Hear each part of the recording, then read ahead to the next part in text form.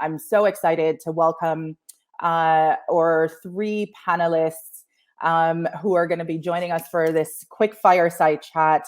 Saru Jayaraman, who is the co-founder and president of One Fair Wage.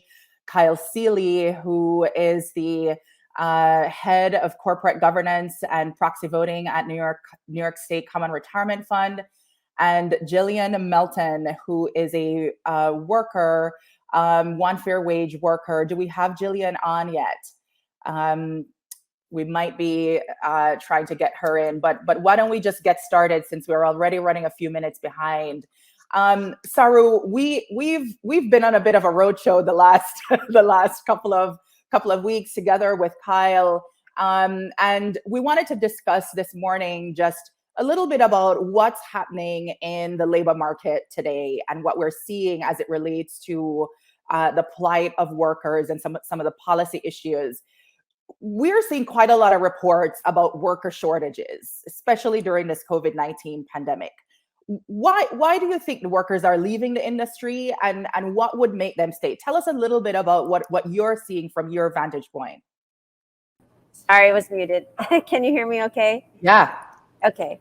Well, thank you so much for having me. It's great to be with all of you. I'm speaking to you from the Lorne Wine Bar in Biddeford, Maine, close to Portland, which is owned by Aaron Sheehan, a state rep here in Maine, who is committed to $15 an hour plus tips. And I'm saying that because we're here on tour in Maine, actually visiting restaurants that have transitioned to paying a full minimum wage with tips on top.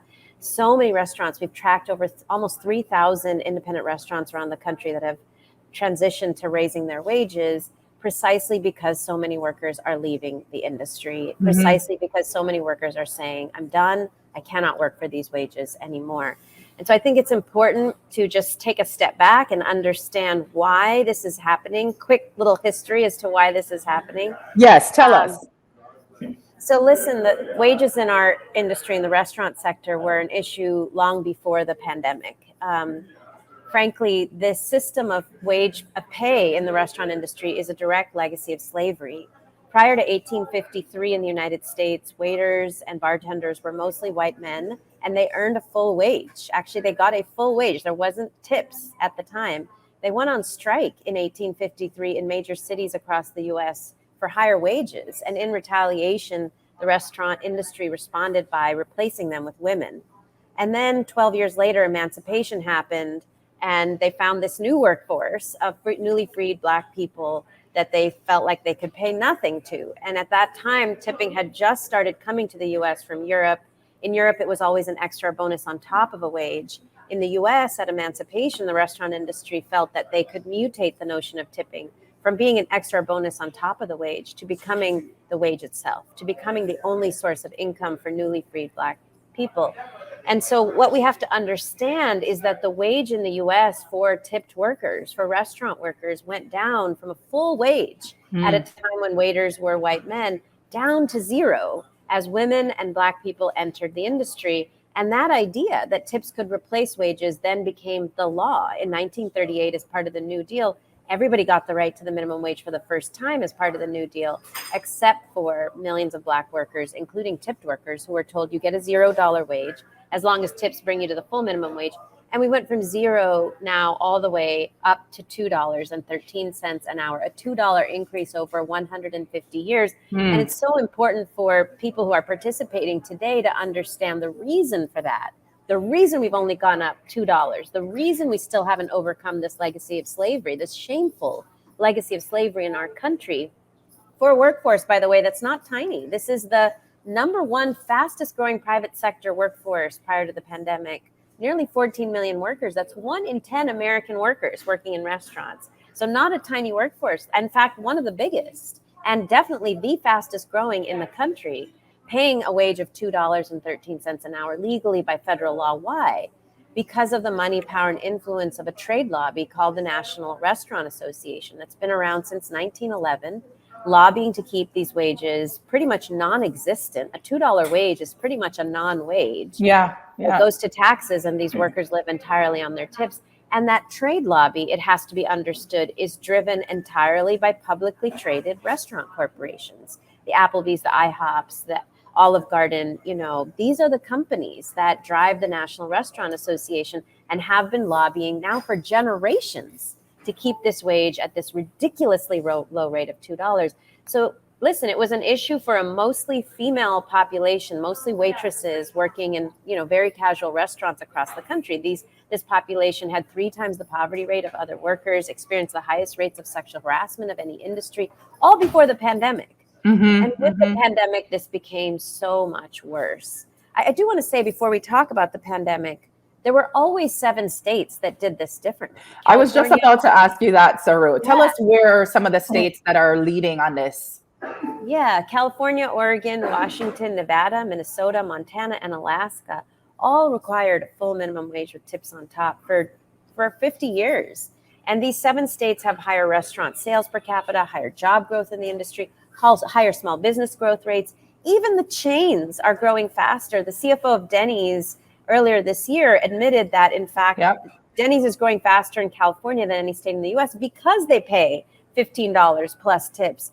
Because he said consumer spending is higher, because when you pay restaurant workers more, guess what they do? They go eat in Denny's with their families.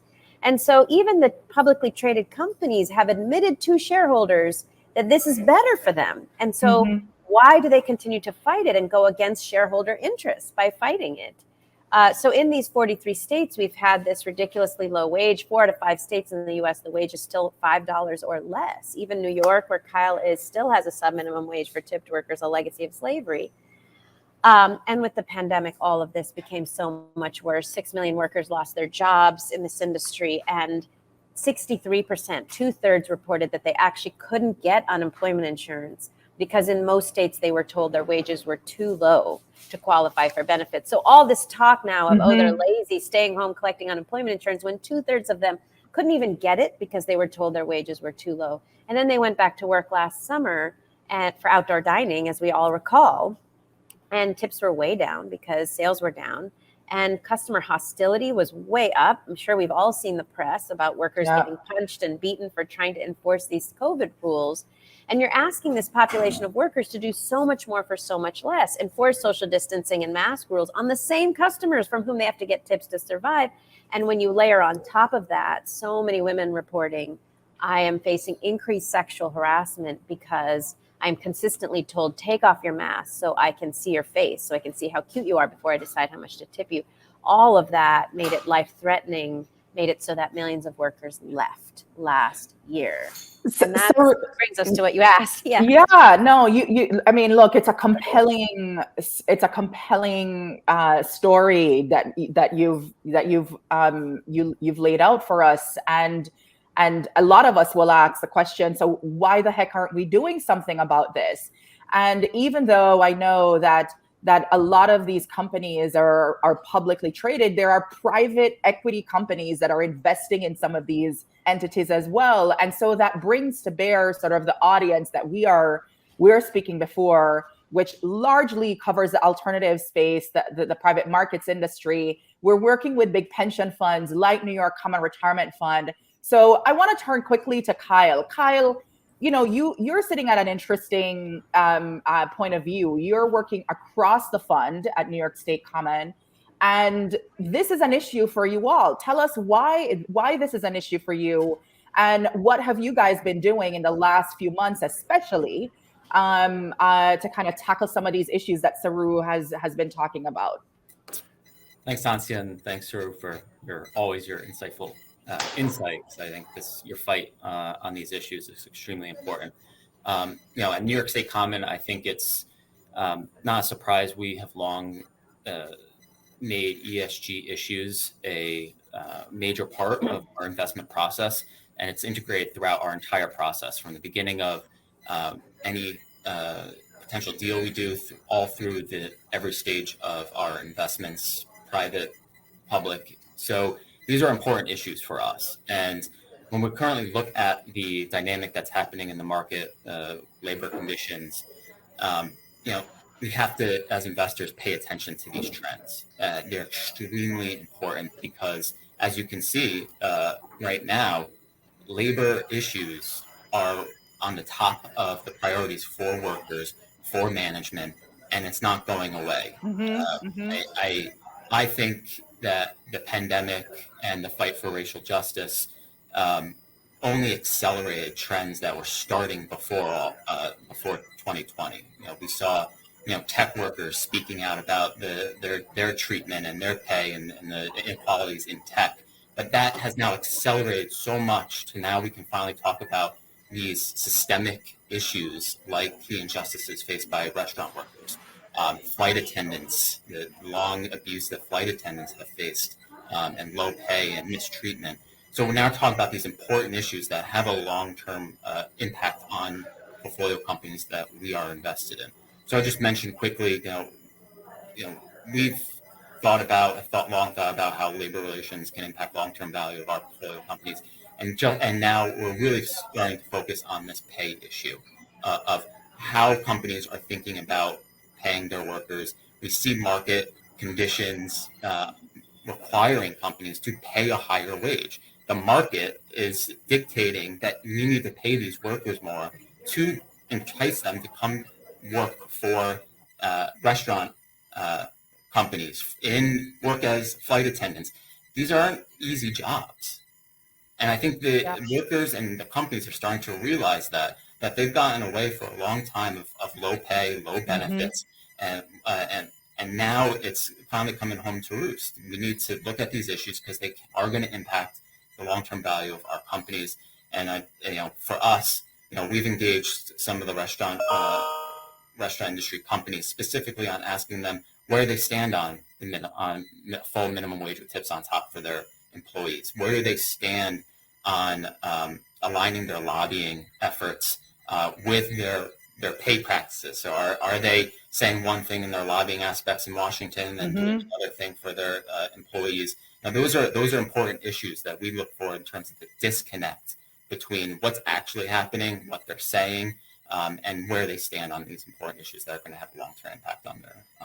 And that goes back to the comment that Saru made earlier around Denny's in particular, saying one thing, which we participated on that shareholder call, saying one thing on these shareholder calls, but publicly aligning themselves with the other NRA, the National Restaurant Association, to lobby against these efforts. So, Saru, how is that going now at a federal level with some of the policy issues? I know that there was quite a lot wrapped up in the various bills that was passing through Congress. Where are we now at a federal level? And then tell us a little bit about, maybe one or two of the states that we're doubling down on and how investors on this call can rally around this issue with collectively with us.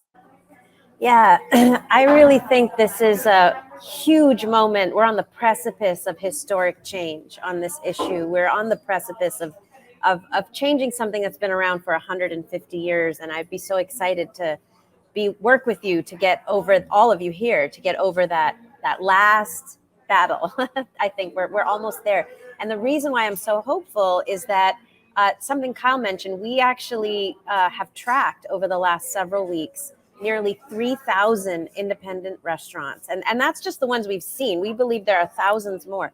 3,000 independent restaurants in 41 states that allow a minimum wage, a sub-minimum wage for tipped workers of $2 or $3. 3,000 restaurants in 41 states now paying a median wage of $13, $14, $15 plus tips. Because, as Kyle said, they can't get workers to come any other way. And so with this incredible increase, you've really seen a decline in opposition. You've really seen restaurants now unable to come out publicly against wage increases. And as a result, we're seeing momentum on the policy front. So on the policy front, we've been working with multiple senators and House members on the Raise the Wage Act for many years. It actually has passed in the House twice. It calls for a $15 minimum wage with tips on top. The only block is the Senate, but the majority, 42 out of 50 Democrats have voted for it. We're close. And I think we're closer than ever, in particular because the president himself is so 100% behind this. At a CNN town hall in July, he said to a restaurant owner who said, what are you going to do for me? I don't have enough workers. He said, you got to raise your wage. Nobody wants to work for a sub-minimum wage. Everybody wants $15 plus tips. So President Biden has been very clear about this. He's really prioritized it. Senate Majority Leader Schumer has been behind it. Speaker of the House Pelosi is behind it. We can get this across the finish line. Right now, the major bloc in Congress is the National Restaurant Association. And to the extent we can work together to get publicly traded companies to follow the independent restaurants that are already many of these independent restaurants fought this. They fought this a couple of years ago, even like earlier this year. And now they're saying, we have to pay this. And what the independent restaurants are saying, which I really need everybody to hear, what the independent restaurants are saying is that we can't do this alone. It's not fair. We're raising our wages to get workers to come back. We need Denny's and IHOP and Olive Garden to do it too. We need everybody to do it. It has to be a level playing field, one.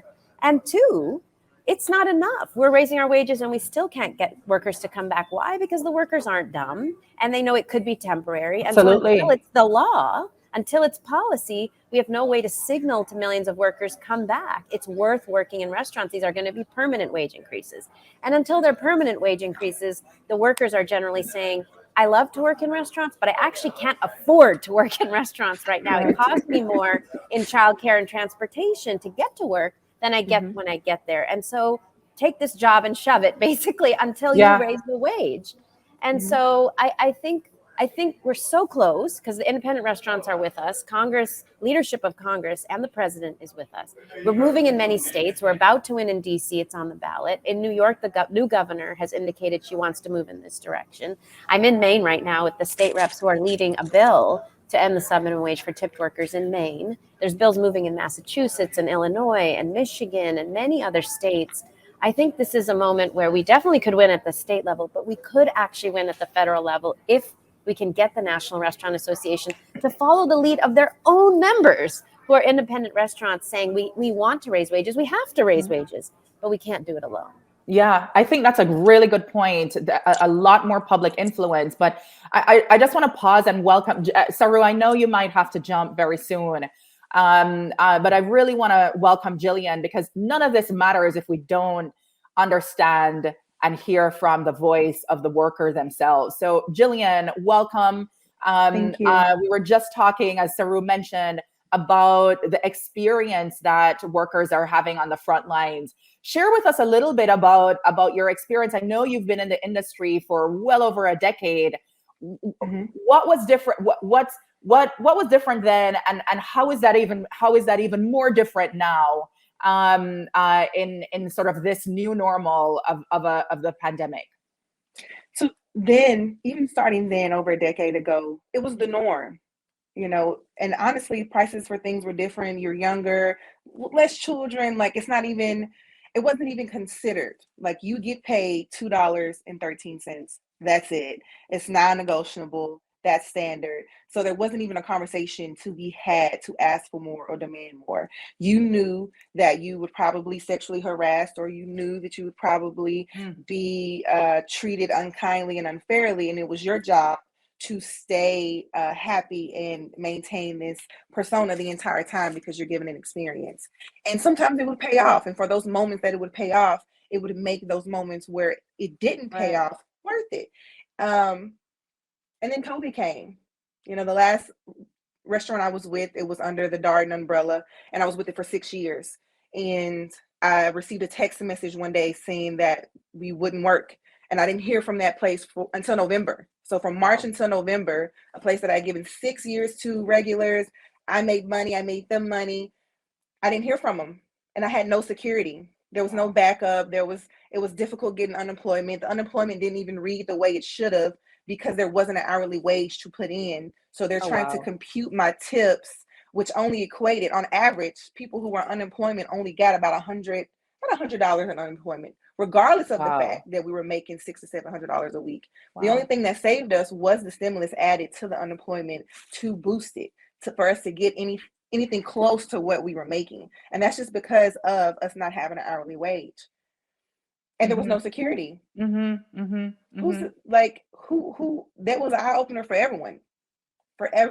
Yeah. And even now coming back in, we know that we're going to closely be working with people.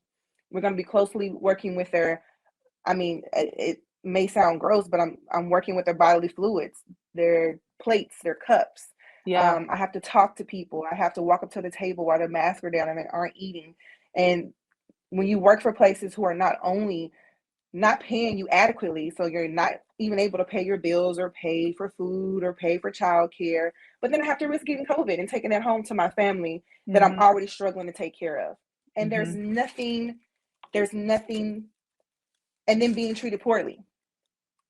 So I have to be treated poorly because there's no one coming to work and it's just me, right?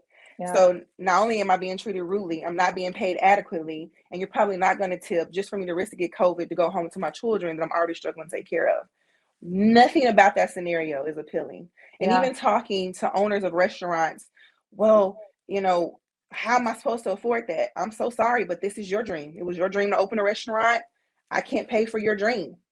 If you can't pay the cost to be the boss, you should probably look into another line of employment like the servers did, which is why you don't have workers. Yeah. Like it's been a struggle. It's been a struggle to go back because no one, it's almost like you're treated like a subhuman because they pay you a sub-minimum wage. Yeah. To Saru's point, you cannot afford physically, in addition to emotionally and financially, you cannot afford to go back to work. You know, in this scenario, it's mind blowing that this still unfolds. You know, I know we're getting close to time. We have some powerful people on this call, on our joining us for this roundtable this morning, this discussion. What are two things you want to leave this group with? An action and a thought. I'm gonna start with you, Jillian, and I'm go to Kyle, and then I'm gonna go to Saru. Action. The action would be to include us in the raise of minimum wage. You know, what we perform inside of restaurants is a duty. If I go to work, I'm usually going to make that restaurant about $3,000 to $4,000. I see it on my sales. I'm making them $3,000 to $4,000. Them paying me, and my shift is normally 4 to 5 hours.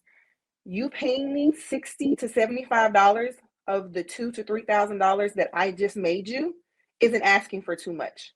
Yeah. It isn't. For security, so I want it to be changed. There needs to be a law that includes sub-minimum wage. It's slavery. It stems from slavery. It needs to end. So that's the action. The action is that needs to end. My thoughts are, and of course, as a woman of color, I advocate for women of color. I advocate for everyone, but especially for women of color, is to see us as for who we are, which is human beings, mothers, family members, people who enjoy. I absolutely enjoy my job. I love it. I have a degree. I own a business. I don't necessarily, like, there were things, me working, me enjoying people, me getting to talk to adults, celebrating birthdays, tragedies, graduations. I thoroughly enjoy it, but I can't afford to do it. And the thought is treating us better so we can treat you better. The world, that's great. Those pockets of peace where you go out to eat and you're with someone who wants to see you have a good time. We want that back. That's a part of normal society. That's a part of human interaction. We need that back, but we also need to be treated with respect so we can treat you with respect. Absolutely. Until then, it's going to be a struggle. Absolutely. I feel that one. Saru, I'm going to have to run. I'm sorry, but I would just say ditto to everything Jillian said. And you all, have a lot of influence with these publicly traded companies and even with some of the private equity held firms. I got to tell you, like, everybody, even the Chamber of Commerce, everybody thinks of the National Restaurant Association and the chains that lead it as the dinosaurs in the room. Everybody. It is universally seen that they are the dinosaurs in the room. They are holding it raises up for 32 million Americans, not just in the restaurant industry. They are the reason the Raise the Wage Act hasn't happened. And when the rest of the industry, their own industry, is moving in a certain direction, is saying we're moving away from a sub-minimum wage, we're moving towards 15 plus tips. The time has come for us to push these publicly traded companies over the edge, and we need your help to do it. 1, 2, at the same time, there are 8 Democratic senators who really should be listening to their constituents rather than the likes of the National Restaurant Association. So I'm just going to name them. And if you are able to help us push these folks to see the light, that in fact, if people want to maintain control of Congress, they actually have to deliver for working people. And so that's Shaheen and Hassan in New Hampshire. It's Carper and Coons in Delaware. It's Tester in Montana. It's, of course, Manchin and Sinema and King here in the state of Maine. We need to push these 8 to see the light, that we need to raise the minimum wage and end the subminimum wage for tipped workers. It's the only future for this industry. And as Kyle said, frankly, it's the only future for the economy in general. If we want to go back to eating out, if 54% of workers are saying they're leaving the industry and 78% say the only thing that will get them to come back or stay is a full minimum wage with tips on top, we've got 2 choices as a country. Either cut the industry in half, because half the workers are leaving, so that's half the restaurant industry we enjoyed prior to the pandemic, or raise the wage and end the subminimum wage for tipped workers. There's only 2 choices, and I hope we'll choose the right one. Thank you all so much. Thanks, Saru. That's great. Okay. Thank you, Saru. Thanks, Saru. Kyle.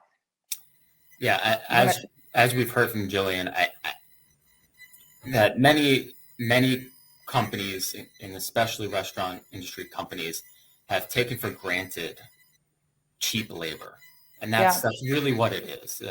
And now, when the economy and the markets and market conditions and labor conditions are where they're at, I think they're fully understanding that they need to invest in their workforce. Not just restaurant companies, but all need to invest in their workforce.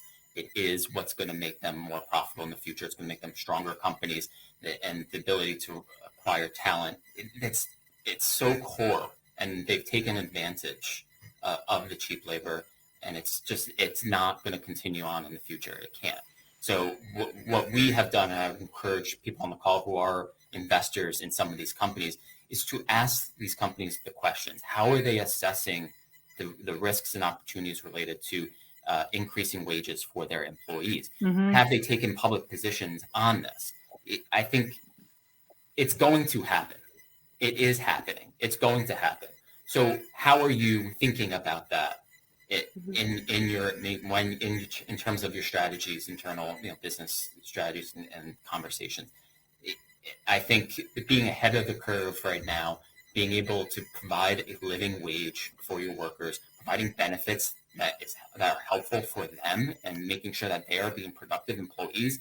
We're talking a lot about wages here, but it's also benefits. Workers need livable benefits, paid time off, paid family leave. These are things that are necessary to make sure that they are productive employees for your company. So asking the question and putting pressure on some of these companies to address these, I think as investors, that's one of the strongest things that we could do in pushing this issue that definitely is going to have a long-term impacts on.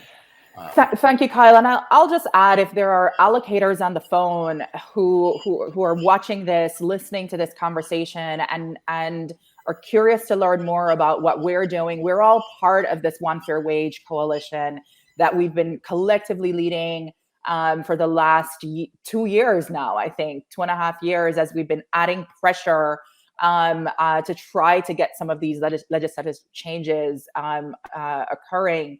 And New York Common Retirement Fund is the only pension fund that is a part of this coalition leading this. And so we need more funds joining us in this fight.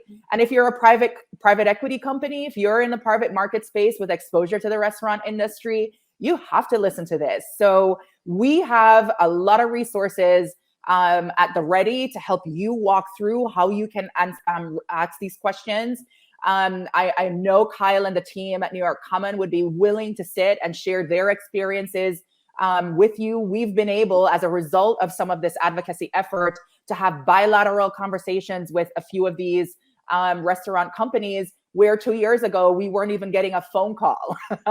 So it as Saru said, we're really at a juncture where we're at this tipping point, and we are hopeful that the change will occur. We just need some more support to help us get us over that edge. And I hope you all will join us. So with that, I want to just thank Saru, who had to drop off, Kyle and Jillian. Jillian, thank you so much for being on the front lines of this fight, being the voice, the face of this. We work and fight for you and with you. Thank you. Kyle, thank you so much for your leadership